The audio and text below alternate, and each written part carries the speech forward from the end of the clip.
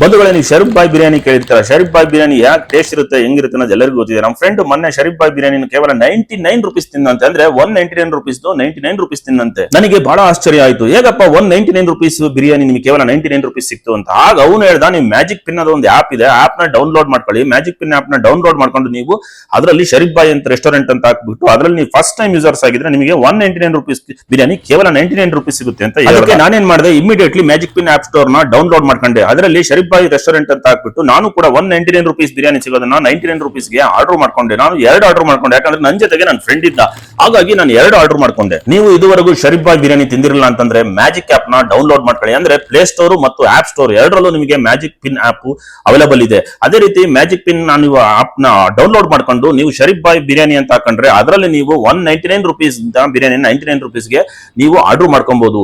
ಹೇಗಪ್ಪ ಅಂದ್ರೆ ನೀವು ಫಸ್ಟ್ ಟೈಮ್ ಯೂಸರ್ಸ್ ಆಗಿರ್ಬೇಕು. ಅದು ಫಸ್ಟ್ ಟೈಮ್ ಯೂಸರ್ಸ್ ಆಗಿದ್ರೆ ಮಾತ್ರ ನಿಮಗೆ ಅವೈಲೇಬಿಲಿಟಿ ಇದೆ. ಯಾಕೆ ಯೋಚನೆ ಮಾಡ್ತೀರಾ, ಬನ್ನಿ ಬೇಗ ಆರ್ಡರ್ ಮಾಡ್ಕೊಂಡು ತಿನ್ನಿ. ನಾವಿಬ್ರು ಕೂಡ ಸೂಪರ್ ಆಗಿತ್ತು, ಸುಬ್ರತು ಕೂಡ ತಿಂದ್ವಿ.